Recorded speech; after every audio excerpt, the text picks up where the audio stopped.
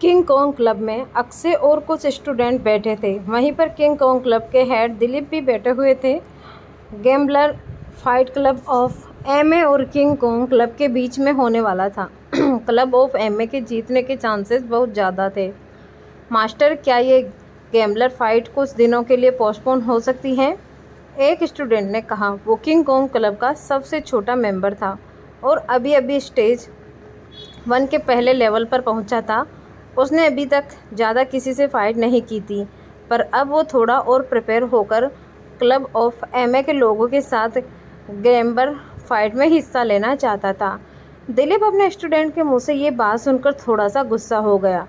उसे ऐसा लग रहा था कि फाइट शुरू होने से पहले ही उसके स्टूडेंट ने हार मान ली थी और आधी लड़ाई तो वो वहीं पर हार गया था। वैभव, हम ऐसा नहीं कर सकते। ये फ़ाइट पोस्टपोन नहीं हो सकती। अगर हम पोस्टपोन करने के बारे में सोचे भी तो बाकी लोग यही सोचेंगे कि हम क्लब ऑफ एमए से फ़ाइट के लिए तैयार नहीं थे। ऐसे में मास्टर दिलीप की क्या वैल्यू रह जाएगी?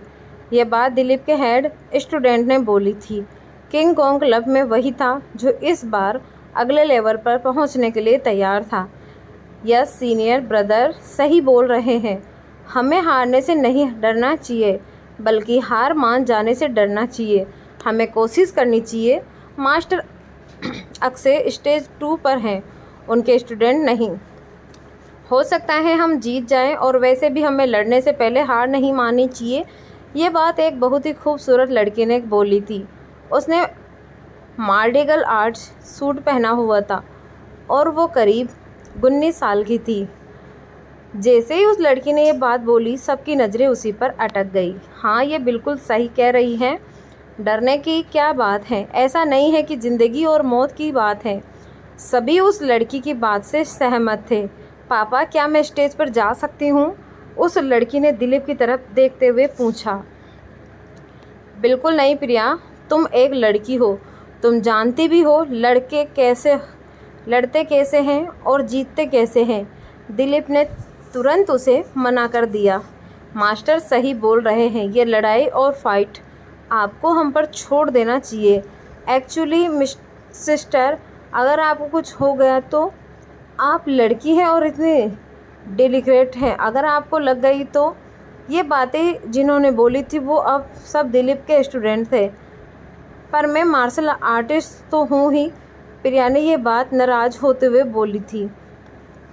जैसे उसने ये बात बोली, सब चुप हो गए। वहाँ जितने भी लड़के थे सब 20 की उम्र के थे, पर कोई भी मार्शल आर्ट बोलने के लायक नहीं था। सब दिलीप ने से ही ट्रेनिंग ले रहे थे। पर जहाँ तक की बात है प्रिया की, तो वो तो 18 साल की उम्र से ही मार्शल आर्टिस्ट बन गई। फिर वो किसी से लड़ने लागे नहीं जा सकती थी, क्योंकि वो एक लड़की थी। पर जा पाती तो उससे हराना बहुत मुश्किल होता। वो एक एक्सपर्ट की तरह फाइट करना जानती थी। उसका दर्जा भी मार्शल आर्ट की दुनिया में बहुत ऊपर होता। अच्छा, अब ये बात दोबारा मत बोलना। स्टेज से नीचे उतरो और फिर वहाँ मत चढ़ना, दिलीप ने उसे ऑर्डर देते हुए कहा। प्रिया चुपचाप स्टेज से उतर गई। हालांकि उसे ये बात बिल्कुल अच्छी नहीं लगी, पर फिर भी वो मान गई। दिलीप सिर्फ उसके पिता ही नहीं, उसके गुरु भी थे और इस मार्शल ऑफ आर्ट्स के हेड भी थे। जब ये बातें चल रही थी तब वहाँ एक लड़का आया और बोला, मास्टर, बाहर कोई आया है। वो क्लब ऑफ एमए के बारे में कुछ पूछ रहा है और लगता है वो मास्टर अक्षय को जानता है। अक्षय को कौन नहीं जानता, दिलीप ने कहा। मार्शल आर्ट वर्ल्ड में अक्षय बहुत पॉपुलर था, उसे लगभग सब जानते थे। दिलीप ने सोचा कि कोई ग्लैमर फाइट में पार्ट लेने आया होगा, इसीलिए उनसे उस लड़के से कहा, अंदर आने दो उसे। जब आहान रूम में घुसा तब उसने देखकर दिलीप का मुंह बन गया। उसे देखकर ऐसा लग रहा था कि वो वहाँ लड़ने आया था। ऊपर से वो बहुत छोटा भी लग रहा था।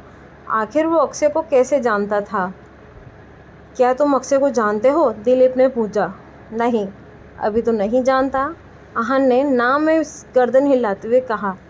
तो फिर तुम उसे क्यों ढूंढ रहे हो? दिलीप ने मुंह बिगाड़ते हुए पूछा। मैं उनसे फाइट करना चाहता हूँ आहान।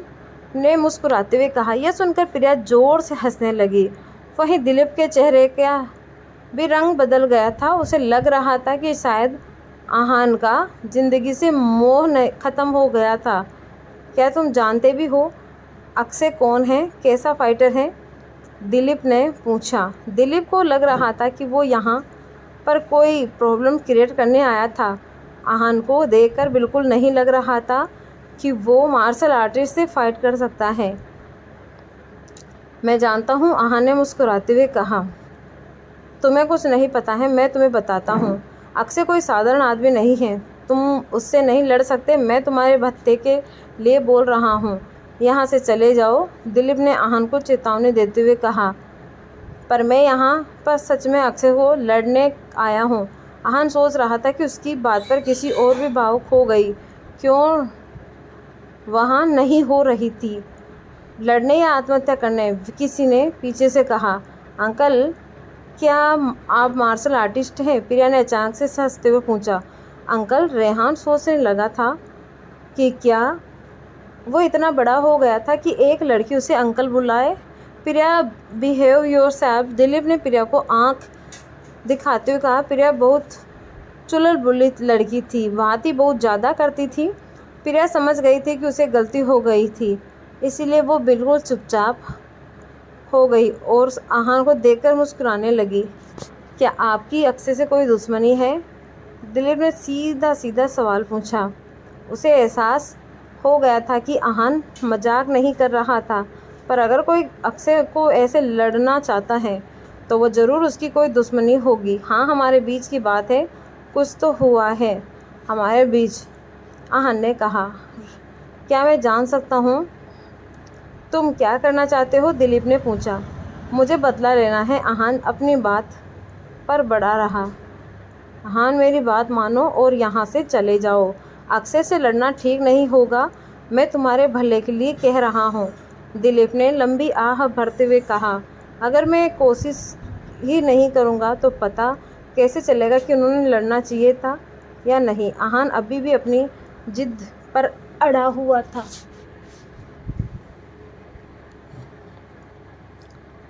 दिलीप ने हर तरह से समझा दिया, पर आहान समझना नहीं चाहता था, इसीलिए हारकर दिलीप ने कहा, ठीक है, अगर ऐसी बात है तो जी तुम्हें ठीक लगे वो करो। सभी लोग ग्लैमर फाइट की तैयारी में लगे हुए थे। फाइटर कुछ ही देर में शुरू होने वाली थी। किसी ने भी आहान से बात नहीं की, इसीलिए वो हॉल का इंस्पेक्शन करने लगा। वहाँ सब कुछ था। ट्रेनिंग हॉल को बहुत अच्छे से एलिवेट किया हुआ था। तभी उसे वहाँ रेत से भरी बोरी नजर आई। वो बोरी मामूली रेत से नहीं बल्कि लोहे से भरी हुई थी। उसे देखकर साफ पता चल रहा था कि उसका वजन 1000 केजी के आसपास होगा।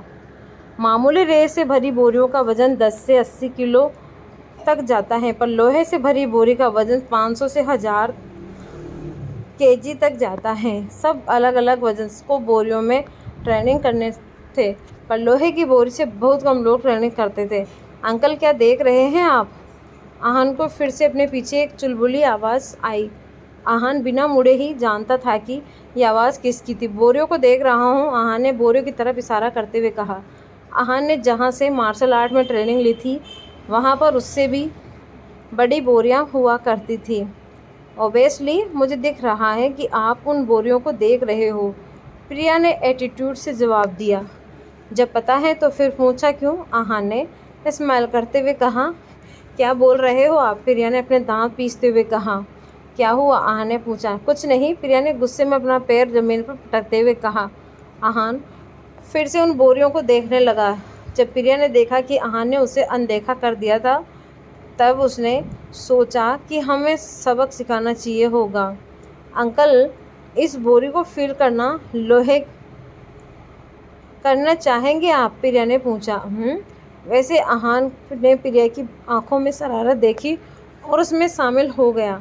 अपनी मुट्ठी का इस्तेमाल करो और इस बोरे पर ज़ोर से मारो, आपको पता चल जाएगा कि इस बोरी का फील कैसा है। पहले तो प्रिया को थोड़ा बुरा लगा था, फिर बाद में उसने मुस्कुराते हुए आहान से ये बात कही।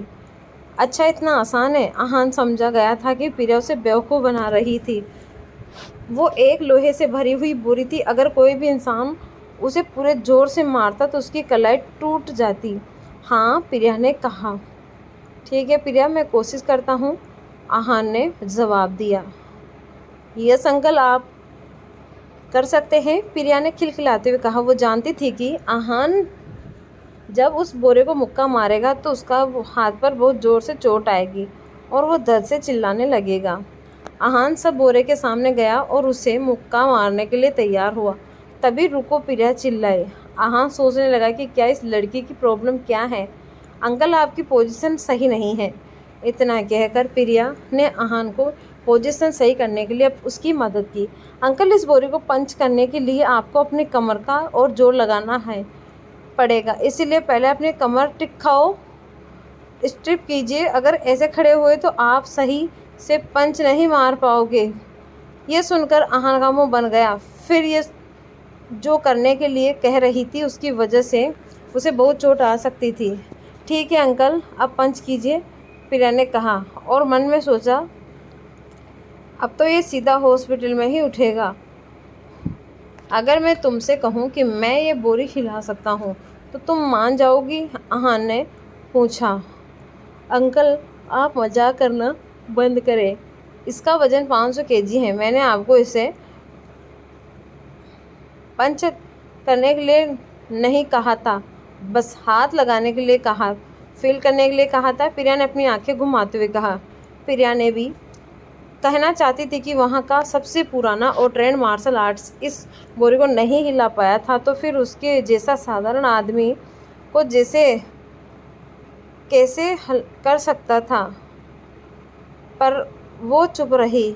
और अगर मैंने ऐसा कर दिया तो?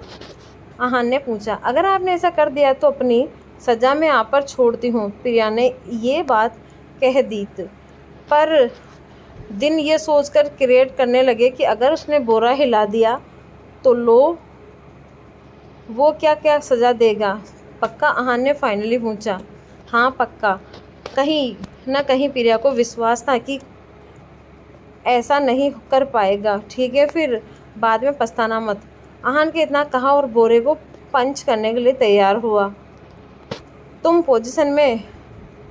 प्रिया अपनी बात पूरी कर पाती उससे पहले ही आहान ने पंच करने से उसे हिला दिया था। यह देखकर बाकी के सब प्रिया के गले में ही रह गए थे। प्रिया अपनी आंखें मलती हुई एक बाहर आहान को देख कर रही थी और बार बार इस लोहे से भरी बोरी को कि कैसे हो गया था जो वहाँ से ट्रेंड और आर्टिस्ट नहीं कर पाए थे, वो एक साधारण इंसान ने कर दिया था। प्रिया 4 बार उसी बोरे को देख रही थी और अभी तक भी हिल रहा था। ये बोरा एक। प्रिया तुरंत बोली, मैं पढ़ती थी, बता देती हूँ कि भले ही आप जीत गए हो, पर आप मुझसे वैसा लड़का कुछ नहीं देखा। मैं बहुत स्ट्रॉन्ग लड़की हूँ और अगर आपको कोई शर्मनाक बात की तो मैं आपको बता दूँ कि मैं मार्शल आर्ट में ट्रेंड हूँ। आहान के चेहरे का रंग बदल गया था। वो मन ही मन सोच रहा था, ये लड़की कितनी अजीब है। उसे एक तरफ चुप करवा दिया। उसने आहान से पूछा, अंकल क्या आप मार्शल आर्ट करते हैं? उसे उम्मीद नहीं थी कि वो कभी अपने आप को उसके पापा से भी छिपा सकता था। सबसे पहले वो तो तुम मुझे अंकल बोलना बंद करो और मैं सिर्फ 25 साल का हूँ। आहान ने फाइनली अपने मन की बात कही। तो क्या हुआ? तब भी आप मुझसे 6 साल बड़े हैं, मैं आपको अंकल बोल सकती हूँ, प्रिया ने कहा। तो बताइए, स्टेज ए के कौन से लेवल पर हैं, सेकंड या फाइनल? प्रिया को पता था कि वो फर्स्ट लेवल पर नहीं हो सकता। आहान ने ना में सिर्फ गर्दन हिलाते हुए कहा।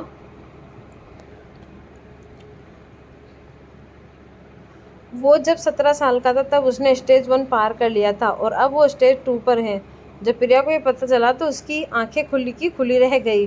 वो सोच रही थी कि क्या आहान स्टेज 2 का मार्शल आर्ट फाइटर है। आहान कैसे रिएक्ट करेगा? क्या अब आहान प्रिया को सच बता पाएगा? 500 किलो की लोहे से भरी बोरी को हिलाना आसान नहीं था। स्टेज वन पर ट्रेन करने वाले लोग इतना भारी बोरा नहीं हिला सकते थे। प्रिया बहुत उलझी हुई थी। आहान सिर्फ 25 साल का था, इसीलिए उसका स्टेज 2 पर होने का मतलब था कि वो एक ऐसे इंसान से बात कर रही थी और हज़ारों साल में एक बार आता है। उसके पिता ने उसे बताया था कि ऐसा कोई मिलना बहुत मुश्किल था। मनाली का सबसे ताकतवर मार्डिगल आर्टिस्ट 28 साल का था, जो कि 100 साल पहले आया था। तो आहान की उम्र तो सिर्फ 25 साल की थी। अंकल, तो फिर क्या आप मार्शल आर्ट के स्टेज 2 पर हैं? प्रिया ने अपनी आंखें झुकाते हुए सवाल किया। आहान ने इस बात पर भी अपनी गर्दन ना में हिला दी थी। वो 3 साल से गिल परिवार के साथ अपनी पहचान छुपाते हुए रह रहा था। इन 3 सालों में उसने कुछ खास नहीं किया था, पर फिर भी उसने बहुत कुछ सीखा था और अलग अलग प्रॉब्लम से लड़ते लड़ते उसकी अच्छी ग्रोथ भी हुई थी। इसलिए उसने अभी भी अपनी पहचान छुपाना ही ठीक समझा। ये कैसे हो सकता है? आप स्टेज 1 के फाइनल लेवल पर भी नहीं हैं और स्टेज 2 पर भी नहीं हैं, तो फिर आपने इस बोरे को हिलाया कैसे? आप में ऊपर वाले की दी हुई कोई महाशक्ति है क्या? प्रिया ने कहा। दिलीप ने उसे बताया था कि कुछ लोग ऐसे होते हैं जिनमें बिना ज़्यादा मेहनत किए भी बहुत ताकत होती है। इस बात पर आहान ने कुछ नहीं बोला, बस प्रिया की तरफ देखकर मुस्कुराने लगा। आप ऐसे मुस्कुरा क्यों रहे हैं? प्रिया ने सवाल किया। कुछ नहीं, तुम्हें जो ठीक लगे तुम वो समझ सकती हो मेरे बारे में, आहान ने कहा। प्रिया ये बात सुनकर बहुत कंफ्यूज हो गई। बाय द वे, मैंने 18 की एज में ही स्टेज 1 का लेवल पास कर लिया था और अगर ऐसा ही रहा तो मैं जल्दी ही स्टेज 2 पर पहुंच जाऊंगी और 26 से 27 मार्शल आर्ट एक्सपर्ट बन जाऊंगी। इसीलिए मैं ये मत समझना कि मैं कमज़ोर हूँ, मुझसे पंगा ही मत लेना, प्रिया ने एटीट्यूड में चुटकी बजाते हुए कहा। प्रिया जो कह रही थी वो इतना आसान नहीं था। स्टेज 2 में आने के बाद लोगों को एक्सपर्ट बनाने में सालों लग जाते हैं। आहान वहाँ तक इसीलिए पहुँच पाया था क्योंकि उसके गुरु मार्शल आर्ट की दुनिया में सबसे बड़ा नाम था। उन्होंने अपना हर लेवल बहुत शिद्दत से पार किया था और सब उसकी बहुत रिक्वेस्ट करते थे। इसीलिए प्रिया की बात सुनकर आहान को हंसी आ गई। उसने प्रिया की तरफ देखा और कहा, अच्छा तो तुम्हें एडवांस में ही बधाई दे दूं? नहीं, उसकी कोई ज़रूरत नहीं है, पर हाँ, जब मैं स्टेज 2 पर पहुंच जाऊंगी और आपसे मिलूंगी तो मैं आपको प्रोटेक्ट ज़रूर करूंगी। प्रिया ने हंसते हुए ये बात कही। ठीक है, फिर ये डील रही। आहान इतना बोलते हुए हाथ मिलाने के लिए अपना हाथ आगे बढ़ाया। इस बात पर प्रिया को थोड़ी सी शर्म आ गई, पर फिर भी उसने आहान से हाथ मिलाया। ठीक है, अब जब हमारे बीच में ये डील हो चुकी है तो अब क्या मैं आपसे कुछ मांग सकती हूँ? प्रिया ने पूछा। प्रिया ने सोचा कि आहान बहुत स्ट्रॉन्ग है, अगर वो उसकी तरफ से क्लब ऑफ एमए के लोगों से ग्लैमर फाइट में हिस्सा ले ले तो वो जीत सकते हैं। आहान में ताकत तो वो उसने 500 किलो के लोहे के बोरे को हिलाकर साबित कर दिया था। आहान सोच में पड़ गया, क्या उसे भी अब प्रिया के लिए कुछ करना पड़ेगा? उसने इसी कंडीशन में प्रिया से पूछा, अच्छा बताओ क्या चाहिए तुम्हें? ज़्यादा कुछ नहीं, बड़ा नहीं। अभी यहाँ फाइटिंग हॉल में किंग कॉन्ग क्लब और क्लब ऑफ एमए के स्टूडेंट के बीच में ग्लैमर फाइट होने वाली है, तो क्यों ना आप किंग कॉन्ग क्लब की तरफ से फ़ाइट में हिस्सा ले? प्रिया ने अपनी चुलबुली आवाज़ में कहा। और अगर मैं हार गया तो? आहान प्रिया की बात के लिए तुरंत मना, उल्टा उससे सवाल करने लगा। हार गए तो हार गए, इसमें कौन सी बड़ी बात है? किंग कॉन्ग क्लब वैसे भी हारने ही वाला है, अगर आप खेलेंगे तो शायद थोड़ा कम बुरी तरह हारे, प्रिया ने कहा। यह सुनकर आहान मुस्कुराने लगा। किंग कॉन्ग क्लब के मेंबर्स को भरोसा था कि वो आज नहीं जीत पाएंगे। ठीक है, फिर मैं किंग कॉन्ग क्लब की तरफ से फ़ाइट करूँगा। आहान ने सोचा कि उनसे फ़ाइट करके उसके लिए एक वार्म अप हो जाएगा, जिससे अक्सर से लड़ने वक्त उसे आसानी होगी। Very good, thank you uncle, मैं अभी पापा से बात करके आती हूँ। इतना कहकर प्रिया उछलते कूदते अपने पापा के पास चली गई। पापा, मैं एक ऐसे इंसान को जानती हूँ जो अगर हमारी तरफ से फ़ाइट में हिस्सा लेगा तो हम ज़रूर जीत जाएंगे। प्रिया ने अपने पापा के पास पहुंचकर ये बात बोली। कौन? दिलीप ने अपनी बेटी की तरफ हैरानी से देखने लगे। ऐसा कौन था जिसे प्रिया जानती थी? वही जो मास्टर अक्षय के साथ फ़ाइट करना चाहता है, प्रिया ने कहा। प्रिया, तुम्हारा दिमाग तो ठीक है, वो मार्शल आर्ट के बारे में कुछ नहीं जानता है और तुम उसे क्लब ऑफ एमए के लोगों के बीच में भेजना चाहती हो, दिलीप ने उसे डांटते हुए कहा। पर पापा, वो स्टेज 1 का मार्शल आर्टिस्ट हैं और प्रिया ने कुछ कहना चाहा, पर दिलीप ने उसकी बात नहीं सुनी और उससे कहा, बस प्रिया, नो मोर अगेंस्टमेंट। यंग सिस्टर, मुझे लगता है कि वो आपको बेवकूफ़ बना रहा है। मैं आप मनाली के लगभग सारे स्टेज 1 के मार्शल आर्टिस्ट के बारे में जानता हूँ, पर मैंने इसे कभी नहीं देखा। वो सिर्फ आपको इम्प्रेस करने की कोशिश कर रहा है। किंग कॉन्ग क्लब के सामने सीनियर स्टूडेंट ने कहा। उसे लग रहा था कि आहान को प्रिया पसंद थी और वो उसे अपने चार्म से इम्प्रेस करना चाह रहा था। बस बहुत हुआ। Seniors on the stage now. Dilip ने अपना फाइनल डिसीजन ले लिया था, जो प्रिया को मानना ही पड़ा। और तुम उस लड़के पर नज़र रखना, वो कोई प्रॉब्लम क्रिएट ना करे, दिलीप ने अपने स्टूडेंट से कहा और वहाँ से चला गया। यंग सिस्टर, आप अपने एक्सपर्ट को यहाँ से जाने के लिए कह दीजिए। उनसे प्रिया से ये बात कही और वहाँ से चला गया। कुछ देर में फाइटिंग हॉल में क्लब ऑफ एमए के स्टूडेंट और उनके मास्टर अक्षय आए। दिलीप उनका वेलकम करने के लिए गए। अक्षय ने एक काले रंग का रोब पहना था और उसके पीछे उनके सारे स्टूडेंट रेस्पेक्टफुली खड़े थे। वेलकम मास्टर अक्षय, कॉन्ग्रेचुलेसन, आपने मार्शल आर्ट के स्टेज 2 में एंटर कर लिया है। मार्शल आर्ट की दुनिया में एक और जीनियस। दिलीप ने बहुत इज्जत से उनका स्वागत किया। मास्टर दिलीप, आप बहुत हम्बल हो रहे हैं। मैं तो बस एक साधारण सा फाइटर हूँ। अक्षय की आवाज़ में पोलाइटनेस थी, पर उसके चेहरे पर और आंखों में थोड़ा सा घमंड था। अब आप हम्बल हो रहे हैं, आप इस इज्जत और इस पोजीशन के हकदार हैं। मास्टर अक्षय, कैंटीन में खाना भी रेडी है, पहले चलकर कुछ खा लेते हैं, दिलीप ने मुस्कुराते हुए कहा। मास्टर दिलीप, खाने की क्या जल्दी है, हमारा सारा ध्यान फाइट की तरह होना चाहिए, अक्षय ने कहा। मास्टर अक्षय, खाना भी तो ज़रूरी है, खाने से एनर्जी मिलती है और खाना तैयार ही है, हमें इंतज़ार नहीं करना पड़ेगा, दिलीप ने रिक्वेस्ट करते हुए कहा। आपके स्टूडेंट को हम बिना खाए भी हरा देंगे मास्टर दिलीप। इस बार ये बात क्लब ऑफ एमए के स्टूडेंट ने बोली थी। यह बात सुनकर अक्षय के चेहरे की मुस्कान फीकी पड़ गई और किंग कॉन्ग क्लब के स्टूडेंट को ये सुन के गुस्सा आया। भले ही वो बहुत स्ट्रॉन्ग थे, पर क्लब ऑफ एमए के लोगों को हक नहीं था उनके ऐसे इंसल्ट करने का।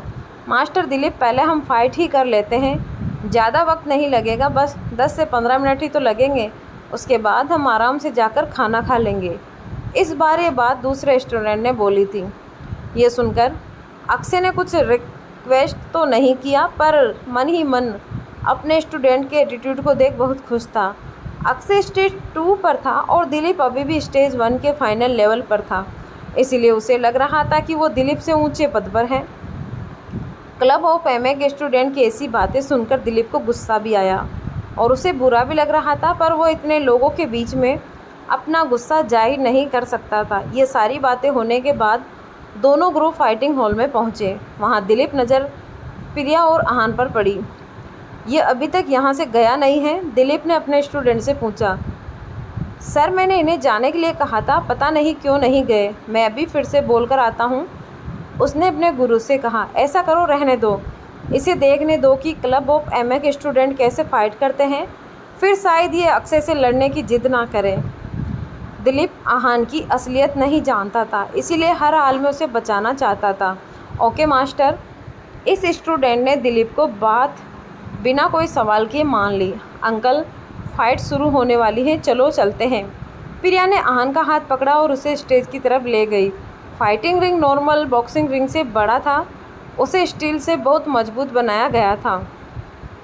स्टेज के नीचे बहुत सारी कुर्सियां रखी हुई थी, पर उन पर कोई बैठा नहीं था। अक्षय और दिलीप आगे खड़े थे और बाकी अपने गुरु के पीछे खड़े थे। दिलीप और अक्षय आपस में बात कर रहे थे और उनके स्टूडेंट अपना सीक्वेंस डिसाइड कर रहे थे। गेम के रूल्स बहुत सिंपल थे। 5-5 फाइटर हर टीम से खेलेंगे और जिसके 5 फाइटर पहले हार गए ये मैच हार जाएंगे। अब क्योंकि ये गैम्बलर फाइट है तो कुछ तो दांव पर लगाने ही वाला था। हर साल की तरह इस साल भी जिसकी शर्त लगने वाली थी वो ये थे मार्शल आर्ट में एडमिशन और जगह। जो भी टीम जीतेगी उसे ज़्यादा एडमिशन और प्रैक्टिस के लिए ज़्यादा स्पेस मिलने वाला था। गैम्बलर फाइट के ये रूल्स सब जानते थे, तभी दोनों क्लब्स के सबसे पुराने स्टूडेंट अपने अपने गुरु के पास कॉन्ट्रैक्ट पेपर लेकर आए। मास्टर दिलीप, हम हर साल एक दूसरे से लड़ते हैं और हमेशा एक दूसरे के अगेंस्ट जीतते भी हैं। जो जगह आज मेरी होगी वो अगले साल आपकी हो जाएगी। अक्षय ने हंसते हुए कहा। मास्टर अक्षय, फिर आप क्या चाहते हैं, कुछ और लगाए जाए? दिलीप भी बहुत स्मार्ट था, वो अक्षय की ऐसी बातों को अच्छे से समझता था। मास्टर दिलीप, आपकी बेटी भी अभी सगाई नहीं हुई है ना? अक्षय ने पूछा। ये क्या पूछ रहे हैं आप? दिलीप ने सोचा कहीं ये प्रिया पर सर तो नहीं लगाना चाहता, पर फिर भी उसने जवाब दिया, नहीं, मेरी बेटी प्रिया की सगाई नहीं हुई है। अक्षय से झूठ बोलना पॉसिबल नहीं था। आप मेरे बेटे से तो मिले ही हैं? अक्षय ने पूछा। अक्षय का बेटा मार्शल आर्ट में नहीं था, पर बहुत टैलेंटेड था। उसका बिजनेस आजकल बहुत तरक्की कर रहा था। आपके कहना क्या चाहते हैं? दिलीप ने पूछा। हालांकि वो अक्षय का इशारा समझ गया था। ब्रदर दिलीप, कितना अच्छा होगा अगर हम रिश्तेदार बन जाएं। अक्षय प्रिया के टैलेंट को जानता था। उसके लिए लड़का और लड़की समान थे। शादी के बाद प्रिया उनके परिवार का हिस्सा बन जाती और भविष्य में जब अक्षय नहीं रहता तो वो उनके परिवार की रक्षा कर सकती थी। ब्रदर अक्षय, मैं आपकी बात समझता हूँ, पर अब फाइट टाइम ऐसा है कि हमारे फैसले से कोई फ़र्क नहीं पड़ता। आज बच्चे ही अपना डिसीजन लेते हैं, इसलिए मुझे एक बार प्रिया से पूछना होगा। दिलीप ने साफ साफ अपनी बात कही। अभी पूछ लीजिए, अक्षय ने कहा। दिलीप ने प्रिया को आवाज़ दी और अपने पास बुलाया। हेलो अक्षय अंकल, आप कैसे हैं? प्रिया बाहर वालों के सामने हमेशा अच्छे से बिहेव करती थी। हेलो प्रिया, मैं ठीक हूँ, अक्षय ने जवाब दिया। प्रिया, तुम अक्षय अंकल के बेटे से मिली हो ना? वो कैसा लगता है तुम्हें? दिलीप ने पूछा। हाँ, एक बार मिली थी, ठीक ही लगता है, प्रिया ने सच्चाई से जवाब दिया। बेटा अक्षय अंकल का बेटा बहुत अच्छा है, उसका बिजनेस वर्ल्ड में बहुत नाम है, दिलीप ने उसे समझाते हुए कहा। पापा, क्या आप मेरे उससे शादी करवाना चाहते हैं? प्रिया अपने पिता की बातों से अच्छे से समझ गई थी कि उसके मन में क्या चल रहा था। बेटा, हमारी तुम्हारी शादी की उम्र तो हो ही रह गई है, दिलीप ने कहा। नहीं पापा, अभी मैं छोटी हूँ, और वैसे भी अक्षय अंकल का बेटा मेरे टाइम का नहीं है, प्रिया ने कहा। प्रिया, बिहेव अक्षय का बेटा बहुत अच्छा है, तुम्हें ऐसा लड़का नहीं मिलेगा, दिलीप ने कहा। पापा, प्रिया ने कहा। अच्छा ठीक है, अगर तुम्हें शादी नहीं करनी है तो अपने भाइयों से कहो कि अच्छे से लड़ाई करे और जीते, वरना मैं कुछ नहीं कर पाऊँगा, दिलीप ने कहा। फ़ाइन, मैं उन अंकल से रिक्वेस्ट करूँगी तो वो मेरे लिए फ़ाइट करेंगे, प्रिया ने आहान की तरफ इशारा करते हुए कहा। क्या आहान प्रिया के लिए फ़ाइट करने के लिए मान जाएगा? क्या प्रिया इस शादी से बच जाएगी? जानेंगे हम अगले भाग में। धन्यवाद।